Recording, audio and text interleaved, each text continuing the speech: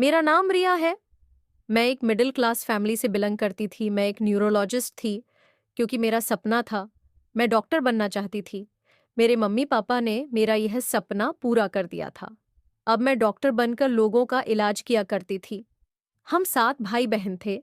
मेरी 4 बहनों की शादी हो चुकी थी, लेकिन मैंने अभी तक शादी नहीं की थी और मेरे 2 भाई थे, उनमें से एक भाई की भी शादी हो गई थी और एक भाई पापा के साथ दुकान पर जाता था। मेरे पापा के एक जनरल स्टोर था। हम लोग मामूली से लोग थे। हमारी इस छोटी सी जिंदगी में काफी सारे खुशियां थी। मैं कोई ज्यादा काबिल और बड़ी डॉक्टर तो नहीं थी, लेकिन अपने हिसाब से लोगों का इलाज बहुत ईमानदारी और अच्छे तरीके से करती थी। अब मेरे मम्मी पापा का कहना था कि वह मेरी शादी करना चाहते हैं क्योंकि लोग कहेंगे कि बेटी को डॉक्टर बनाने के बाद अब उसकी कमाई बैठकर खा रहे हैं। मेरे मम्मी पापा ने जिद बांध ली थी कि वह मेरी शादी करके ही रहेंगे। हालांकि मैं भी शादी नहीं करना चाहती थी। मैं अभी डॉक्टर बनकर लोगों का इलाज करना चाहती थी। मैं एक अस्पताल में नौकरी किया करती थी और मुझे यही सब कुछ अच्छा लगता था। आखिर इतने साल मैंने पढ़ाई करके अपने इस सपने को पूरा किया था और अभी मुझे नौकरी करते हुए सिर्फ 2 साल ही तो हुए थे। मेरे लिए एक रिश्ता भी आ गया था। मेरे मम्मी पापा को ये लड़का बहुत पसंद आया था और आता भी क्यों नहीं। आखिर लड़का शहर के सबसे बड़े बिजनेसमैन का इकलौता बेटा था, जो कि बहुत ज्यादा स्मार्ट और हैंडसम था। उसे तो लड़कियां खूब घूर घूर कर देखती थीं और उसको पाने की चाहत रखती थी। वह था ही इतना अच्छा कि कोई भी लड़की उसे देखकर उसकी दीवानी हो जाती थी। उस लड़के का नाम निखिल ओबराय था। निखिल इस शहर के सबसे बड़े बिजनेसमैन मोहन ओबराय जी का बेटा था। वह हमारे शहर की जानी मानी शख्सियत थे। जो भी उन्हें देखता था उनके घर जाने की चाहत रखता था। निखिल के घर वालों ने अपने बेटे के साथ मेरा रिश्ता पक्का कर दिया था। मेरी शादी की डेट भी जल्दी ही फिक्स हो गई थी क्योंकि उसकी फैमिली वालों को अपने बेटे की शादी की बहुत जल्दी हो रही थी।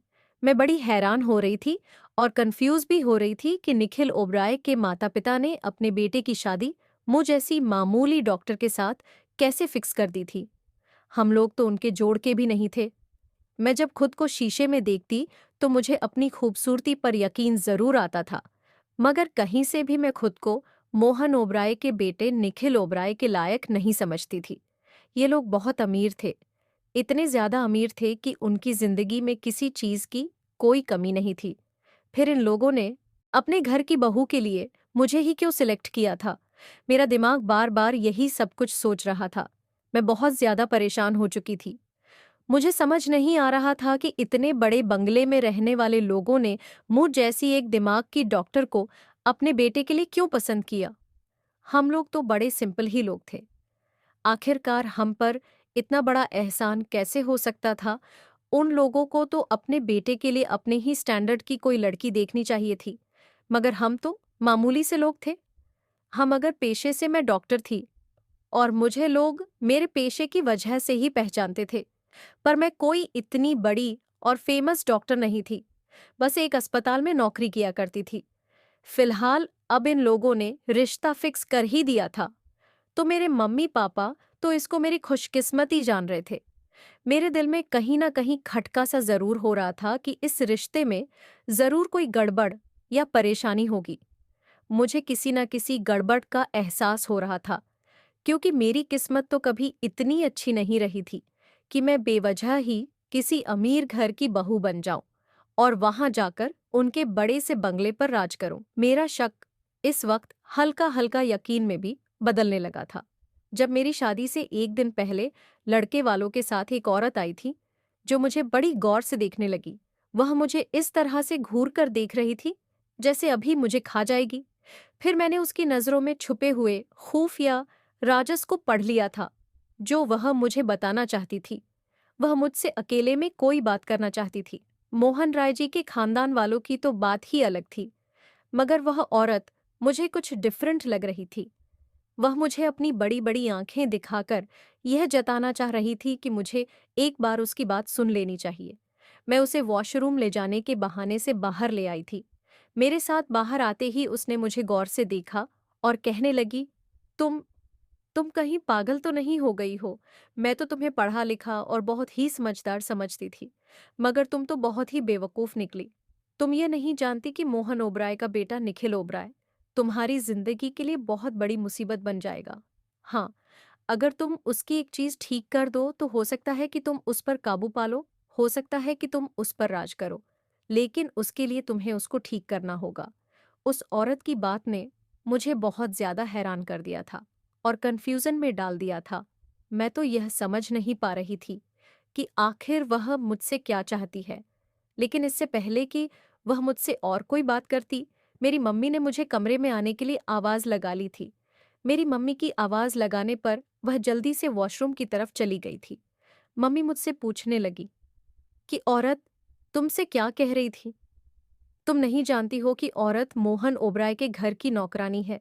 तुम तो इस नौकरानी के साथ ऐसे बातें कर रही हो जैसे ही तुम्हारी बहुत अच्छी रिश्तेदार लगती है। अगर तुम्हारे ससुराल वालों को यह पता चल गया कि तुम नौकरों के साथ इतनी ज्यादा फ्री होकर बातें करती हो, तो वह तुम्हारे बारे में क्या सोचेंगे? क्या ये बात कम है कि वह हम जैसे गरीबों में अपने बेटे का रिश्ता कर रहे हैं?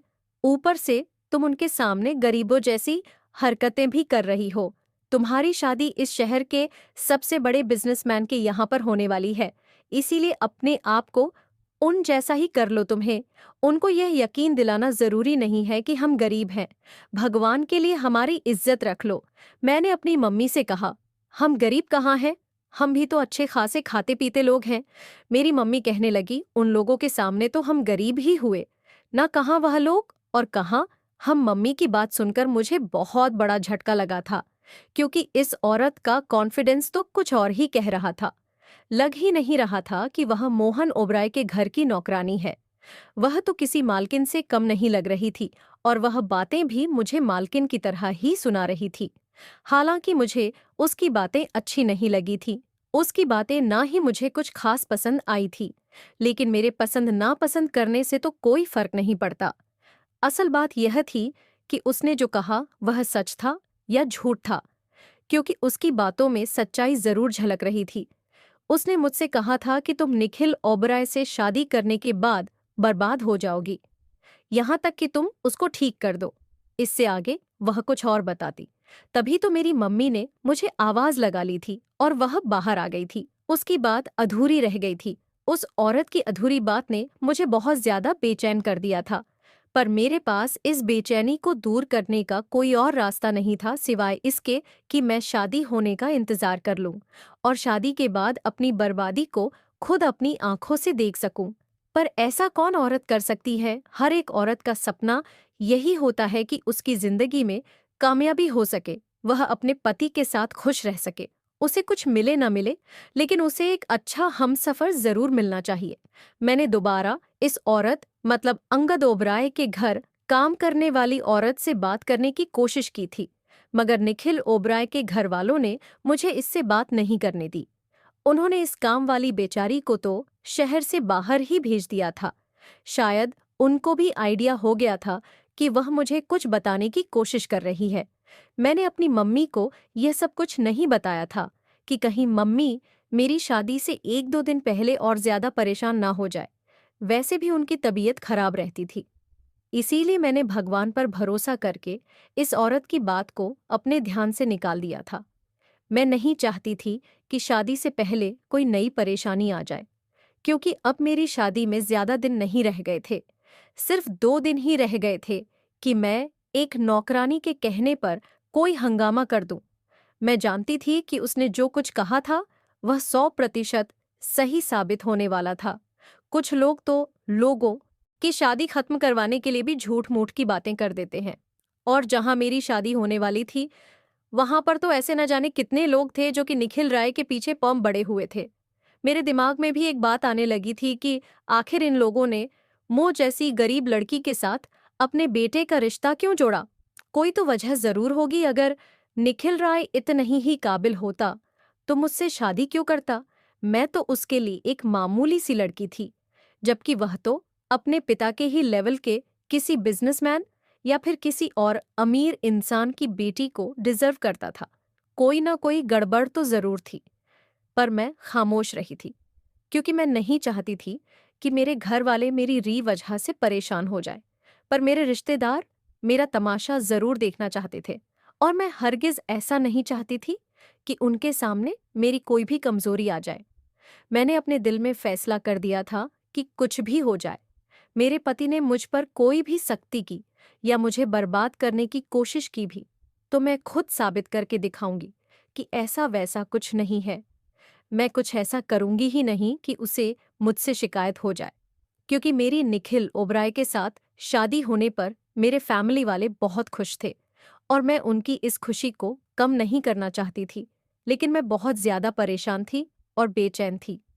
मुझे इस औरत की बातें बहुत ज्यादा खल रही थी। वो मुझे मेरी शादी में नजर आई थी, लेकिन वो मेरे करीब नहीं आई थी। शायद उसे मेरी सास ने अपने पास बुला लिया था। वो सारे मेहमानों को अटेंड कर रही थी। उसकी नज़र बार बार मुझ पर भी थी। मुझे उससे नफरत भी हो रही थी, जिसने मेरी खुशियों को गम आने से पहले ही खा लिया था। लेकिन मैं उसे इग्नोर करने की कोशिश कर रही थी कि तभी किसी न किसी तरह से वह मेरे पास पहुंचने में कामयाब हो गई थी। पहले तो उसने मेरे पास खड़े होकर चारों तरफ देखा कि कहीं मेरे ससुराल का तो कोई नहीं है। फिर उसने मेरे कान में चुपकी से एक बात कही थी।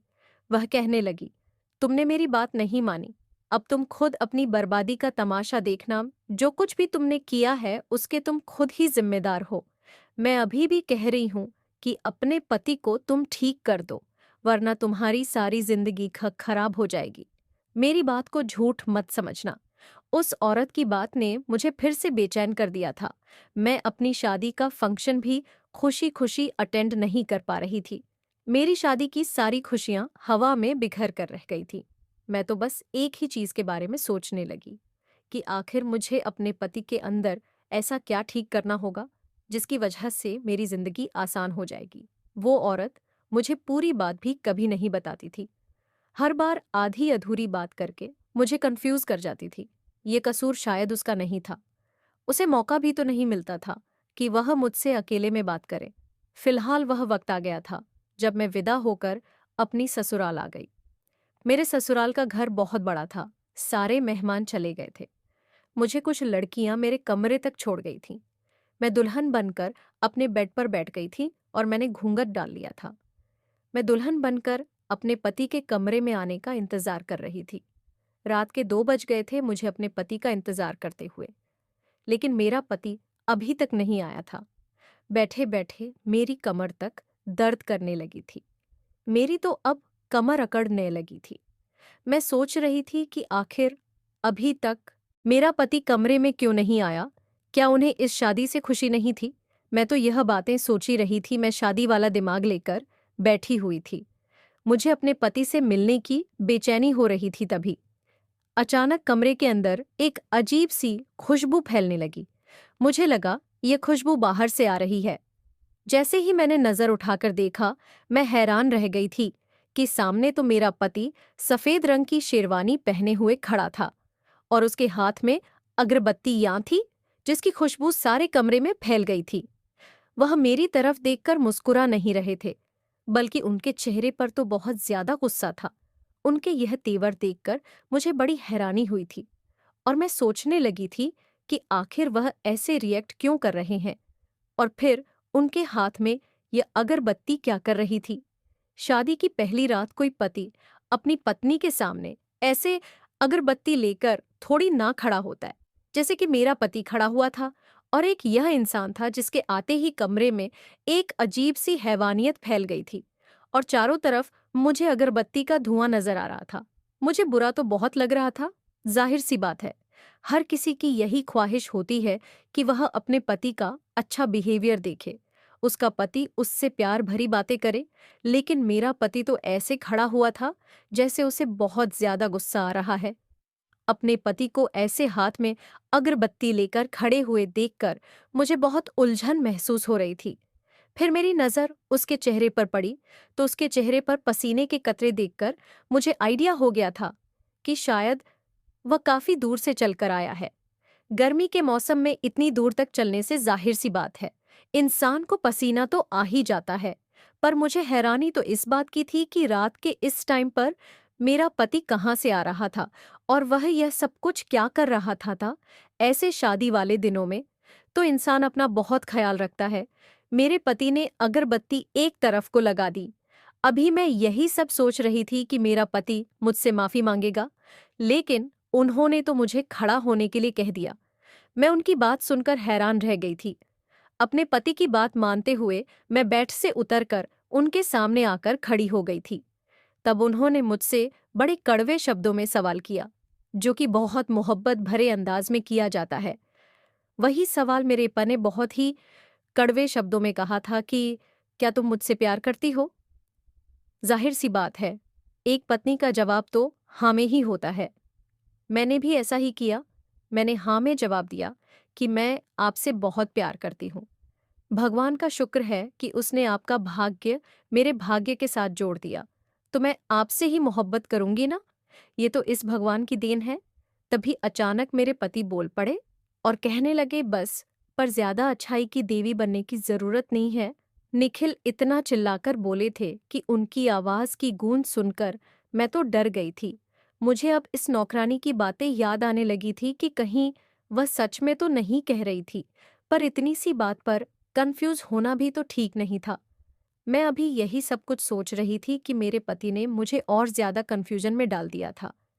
मैं पहले तो समझी कि वह मुझसे मजाक कर रहे हैं, पर मैं गलत सोच रही थी। ऐसा तो बिल्कुल भी नहीं था। वह तो मजाक नहीं कर रहे थे, बल्कि उनकी आवाज तो धीरे धीरे और ज्यादा तेज और गुस्से से भरपूर होती जा रही थी। वह मुझसे कहने लगे कि तुम मुझसे कितना प्यार करती हो, मुझे बता दो। मैंने दोबारा से वही जवाब दिया। तो वह कहने लगे कि मेरे साथ बाहर चलो। अगर तुम मुझसे प्यार करती हो तो तुम्हें इस बात को साबित करना पड़ेगा, वरना तो मैं समझूंगा कि तुम मुझसे प्यार ही नहीं करती।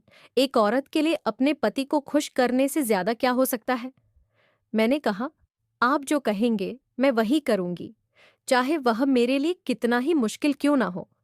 मेरे पति मेरी यह बात सुनकर अचानक ही मुस्कुराने लगे थे और कहने लगे, अरे तुम तो डर गई। नहीं नहीं, मैं तुमसे कोई ऐसा वैसा काम नहीं करवा रहा।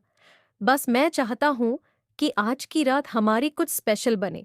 मैं तुम्हें कुछ कंफ्यूज करने की कोशिश कर रहा था, लेकिन तुम तो डर गई। कोई बात नहीं। अपने पति की बात सुनकर मैंने गहरी सांस भरी थी और मुझे तसल्ली हुई थी कि चलो अच्छा है। मेरे पति मजाक ही कर रहे थे। वह मुझसे कहने लगे, चलो मेरे साथ बाहर चलो। मैंने कहा, हमारी आज शादी की पहली रात है। आप मुझे कहाँ लेकर जाना चाहते हो? उन्होंने मुझसे कहा, मैं तुम्हें अपने साथ आइसक्रीम खिलाने लेकर चलना चाहता हूँ। चलो, हम दोनों आइसक्रीम खाकर आते हैं। थोड़ी ड्राइव भी हो जाएगी और इसी बहाने हम दोनों कार में बैठकर एक दूसरे से कुछ बातचीत भी कर लेंगे। अपने पति की बात मुझे कुछ अजीब तो नहीं लगी थी। आइसक्रीम तो मुझे भी बहुत पसंद थी और वैसे भी रात तो सारी की सारी अपनी ही थी। इसीलिए मैं अपने पति के साथ कार में बैठकर चली गई थी। अब मेरे पति का मूड पूरी तरह से बदल चुका था। वह बहुत ज्यादा खुश लग रहे थे। मैं कंफ्यूज हो रही थी कि पता नहीं मेरे पति को उस टाइम क्या हो गया था। मैंने सोचा भी कि उनसे अगरबत्ती के बारे में पूछती हूँ कि आप कमरे के अंदर अगरबत्ती क्यों लेकर आए थे, लेकिन फिर मैंने यही सोचा कि निखिल का मूड अभी बहुत अच्छा है। मैं उनका मूड खराब नहीं करना चाहती थी, इसीलिए जैसा हो रहा है उसे खामोशी से होने देती हूँ। फिर कभी यदि अच्छा सा मूड देकर उनसे इस बारे में बात कर लूंगी। वह मुझसे रास्ते में इस तरह से बात कर रहे थे जैसे कि मुझे काफी पहले से जानते हो। मुझे उनका यह अंदाज काफी अच्छा लगा था और खुशी भी हुई थी कि मेरे पति का बिहेवियर बहुत अच्छा है। शादी की पहली रात ही वह मुझे घुमाने के लिए निकल गए थे। उन्हें तो मुझे अपने साथ ले जाने की इतनी जल्दी हो रही थी कि उन्होंने मुझे दुल्हन वाले कपड़े भी चेंज करने नहीं दिए थे। मैं इसी हालत में उनके साथ घूमने के लिए आ गई थी। हम लोग काफी दूर तक आ गए थे, लेकिन मैं बड़ी हैरान हो रही थी कि वो मुझे इतनी दूर कहाँ लेकर जा रहे थे। हालांकि आइसक्रीम के स्टॉल तो पीछे निकल गए थे। मैंने अपने पति से कहा कि आप मुझे कहाँ पे लेकर जा रहे हो? मुझे ऐसा लगता है कि हम काफी दूर तक आ गए हैं। निखिल मुस्कुराने लगे और कहने लगे, अब मेरा आइसक्रीम खाने का मूड नहीं है। मेरा मूड बदल गया। मैं एकदम से चौंक गई थी और फिर उनके चेहरे की तरफ देखने लगी। मैंने कहा, तो फिर हम लोग कहाँ पर जा रहे हैं? उन्होंने कहा, यहाँ शहर से दूर हमारा एक फार्म हाउस है और वह बहुत ही ज्यादा खूबसूरत है। मैं तुम्हें वहीं पर लेकर जा रहा हूँ। मैंने कहा, पर हम किसी और दिन भी तो वहां पर जा सकते थे। मेरा पति कहने लगा, यह मेरी ख्वाहिश थी कि जब मेरी शादी हो तो मैं अपनी पत्नी को लेकर अपने फार्म हाउस पर जाऊं और हम अपनी शादी की पहली रात वहीं पर गुजारेंगे। मैंने बड़ी मासूमियत से अपने पति की बात मान ली थी। हम लोग काफी दूर तक आ गए थे। रात के 3 बज चुके थे और अभी तक मेरा पति गाड़ी ही चला रहा था। फाइनली हम लोग फार्म हाउस तक पहुंच गए थे। ये फार्म हाउस सच में बहुत ही खूबसूरत था। मेरे पति ने फार्म हाउस का दरवाजा खोला और मुझे अंदर आने के लिए कहा। अंदर से भी फार्म हाउस बहुत ही ज्यादा प्यारा था। मेरे पति ने कहा, आओ तुम्हें कमरे में लेकर चलता हूं। मैं बड़ी खुशी खुशी अपने पति के साथ कमरे में चली गई थी। यहाँ की सफाई सुथरा बता रही थी कि यहाँ पर शायद कोई रहता होगा। मैंने अपने पति से इस बारे में पूछा तो उन्होंने कहा, मैं हर दूसरे तीसरे दिन यहाँ पर आ जाता हूँ और नौकरों से यहाँ की सफाई करवा देता हूँ। मेरे पति ने कहा, मेरा यहाँ पर बहुत दिल लगता है क्योंकि ये शहर से अलग है। ये फार्म हाउस जंगल के इलाके में बना हुआ था। फिर मेरे पति ने मुझे कहा कि तुम अब लेट जाओ, हम लोग सुबह यहाँ से जाएंगे। मैंने अपने पति से अपनी हालत की तरफ इशारा करते हुए कहा, मैं ऐसी हालत में नहीं लेट सकती। ये दुल्हन वाले कपड़े हैं, मुझे इन कपड़ों से उलझन हो रही है। उन्होंने कहा, कोई बात नहीं, तुम ऐसे ही लेट जाओ। अपने पति की बातों के मुताबिक मैं लेट गई थी, लेकिन मैं हैरान रह गई थी कि मेरे पति ने मेरे लेटते ही मेरे मुंह पर एक ब्लैंकेट डाल दिया था। मैं घबराकर उठने की कोशिश कर रही थी, लेकिन अचानक मेरे दिमाग पर चक्कर सवार होने लगे और मेरी आंखें बंद हो गईं। अगली सुबह जब मेरी आंख खुली तो मैं अपने ससुराल वाले घर में मौजूद थी। मेरा सर दर्द से बहुत भारी हो रहा था। मुझे समझ नहीं आ रहा था कि मेरे साथ ये सब कुछ क्यों हो रहा है। फिर मुझे अचानक याद आया कि मेरा पति तो मुझे रात के वक्त अपने फार्म हाउस पर लेकर गया था और मैं वहीं पर सोई थी। तो फिर मैं यहाँ कैसे आ गई? मेरा तो सोच सोचकर दिमाग खराब हो रहा था। या तो मैंने कोई सपना देखा था या फिर मेरा दिमाग खराब हो गया था। मैंने देखा मेरा पति घर में कहीं भी मौजूद नहीं था। मैं अपनी सास के पास जाकर बैठ गई थी। मेरी सास ने मुझे बहुत आशीर्वाद दिया था। उन्होंने कहा था कि तुम्हारा बहुत बहुत शुक्रिया मेरे बेटे की जिंदगी में आने के लिए।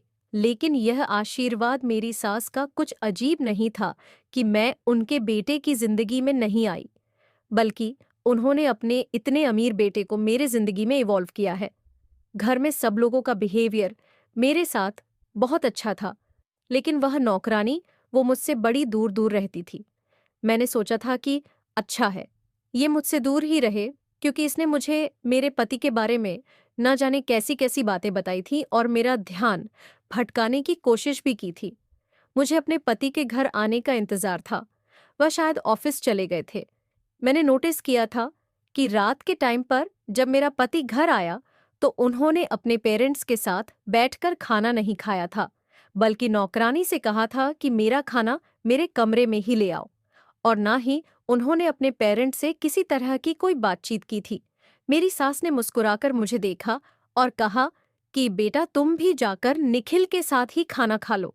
मैं भी कमरे में आ गई थी, लेकिन जैसे ही मैंने कमरे में पहला कदम रखा, यह देखकर तो मेरे होश उड़ गए थे कि अचानक मेरे दिमाग पर अगरबत्ती की खुशबू हावी हो पड़ी और कमरे में चारों तरफ अगरबत्ती का धुआं हो रहा था।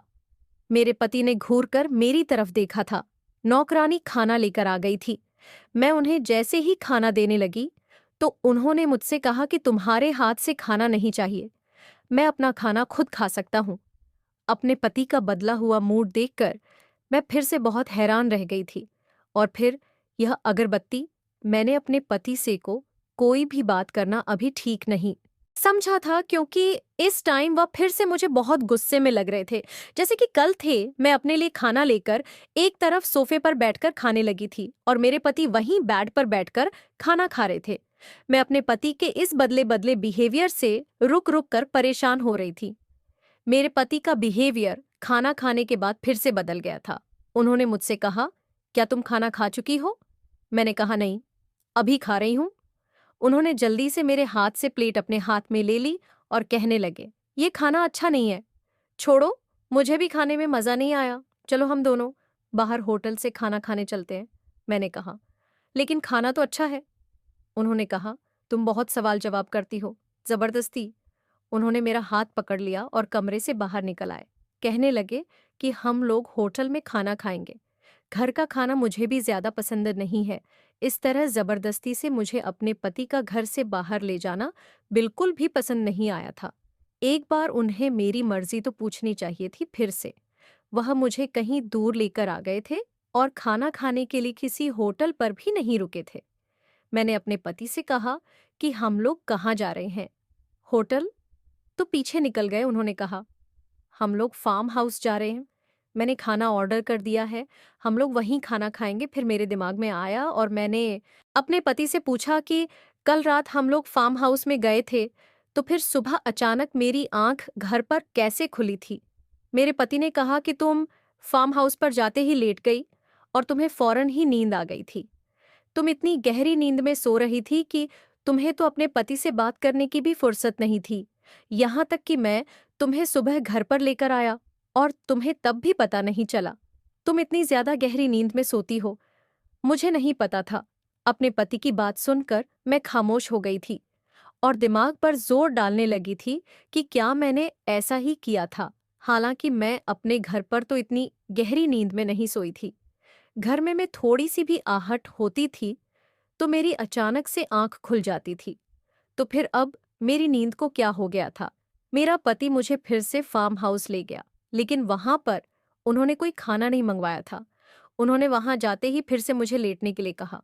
उनके कहने के मुताबिक मैं लेट गई थी और मेरे लेटते ही उन्होंने फिर से मेरे मुंह पर ब्लैंकेट ढक दिया और फिर मैं गहरी नींद में सो गई थी। अब हर दिन मेरे साथ ऐसा ही होने लगा था। मेरा पति रोज मुझे किसी न किसी बहाने से फार्म हाउस पर ले जाता था। अब मुझे कुछ गड़बड़ महसूस होने लगी थी, क्योंकि मैं जाती तो फार्म हाउस पर थी, लेकिन सुबह को मेरी आंख मेरे कमरे में खुलती थी। आखिर मेरे साथ क्या हो रहा था, मेरी कुछ भी समझ में नहीं आ रहा था। आज मैंने फैसला किया था कि मैं अपने पति के साथ बहुत सावधानी से पेश आऊंगी। मैं अपने दिमाग पर जोर डालने की कोशिश कर रही थी कि आखिर ऐसा क्या है जिसकी वजह से मुझे गहरी नींद आ जाती है और मुझे पता ही नहीं चल पाता कि फार्म हाउस पर जाने के बाद आखिर मेरा पति मेरे साथ क्या करता है। और फिर हर दिन तो फार्म हाउस पर जाना जरूरी नहीं था। घर से तो मुझे किसी और चीज का बहाना लेकर निकलता था, लेकिन ले जाता था। फार्म हाउस पर मैंने सोचा भी था कि इस बारे में मुझे अपनी सास को बताना चाहिए, लेकिन अभी नए नए दिन थे और मैं अपनी शादीशुदा जिंदगी इतनी जल्दी खराब नहीं करना चाहती थी। इसलिए अपने पति की हर बात को आसानी से मान रही थी। पर इन्हीं दिनों मैंने नोटिस किया था कि नौकरानी भी हमारे घर पर काम करने के लिए नहीं आ रही थी। पता नहीं वह कहाँ चली गई थी। सबसे कठिन बात तो यह थी कि मैं इतनी गहरी नींद में कैसे सो सकती थी कि मुझे कुछ पता ही नहीं चल पाता था। फिर अचानक से मुझे ख्याल आया कि कहीं उस ब्लैंकेट में तो कुछ गड़बड़ नहीं, जो मेरा पति मेरे लेटते ही मेरे मुंह पर ढक दिया करता था। इसलिए आज मैंने फैसला कर लिया था कि मैं अपनी नाक में रोई लगा लूंगी और देखूंगी कि क्या जो मैं सोच रही हूं वह सही है या गलत। क्या सच में मेरा पति मुझे बेहोश करता है या फिर मैं खुद ही गहरी नींद में सो जाती हूँ। आज मेरा पति जब रात को घर आया तो मैं पहले से ही तैयार थी। उनके साथ फार्म हाउस पर जाने के लिए बस देख रही थी कि आखिर वह मुझसे फार्म हाउस पर जाने का क्या बहाना करने वाले हैं। उन्होंने आते ही मुझसे कहा, चलो हम लोग लॉन्ग ड्राइव पर चलते हैं। आज मैंने उनसे कोई सवाल नहीं किया था और मैं उनके साथ जाने के लिए फौरन ही तैयार हो गई थी। हम लोग फार्म हाउस पर पहुंच गए थे। रूटीन के मुताबिक मेरे पति ने मुझे बेड पर लेटने के लिए कहा, तो मैं लेट गई थी और मेरे पति ने मेरे मुंह पर ब्लैंकेट ढक दिया था। प्लान के मुताबिक मैं नाक में रुई लगाकर गई थी, जिसके बारे में मेरे पति को पता नहीं था। लेकिन अजीब बात यह थी कि मुझे बेहोशी नहीं हुई थी। मैं होश में थी और कमरे में होने वाली खटर पट्टर की आवाज को अच्छी तरह से महसूस कर रही थी। तभी अचानक कमरे की रोशनी बंद हो गई, लेकिन एक धीमी सी रोशनी थी जो कमरे में फैल गई थी। मुझे कमरे से अगरबत्ती की खुशबू आने लगी थी। मुझे बहुत डर लग रहा था, लेकिन मुझे हिम्मत से काम लेना था। मुझे यकीन हो चुका था कि मेरा पति मुझे बेहोश करता था, क्योंकि अभी तक मेरे ऊपर बेहोशी सवार नहीं हुई थी। मैं सब कुछ अच्छी तरह से सुन सकती थी। मुझे इसी तरह से लेटे हुए आधा घंटा गुजर गया था। कमरे में पूरी तरह से खामोशी छाई हुई थी।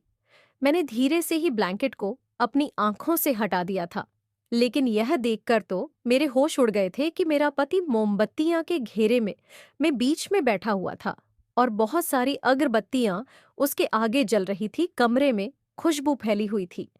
मेरे पति ने अपने आगे को नींबू और मिर्ची रखी हुई थी।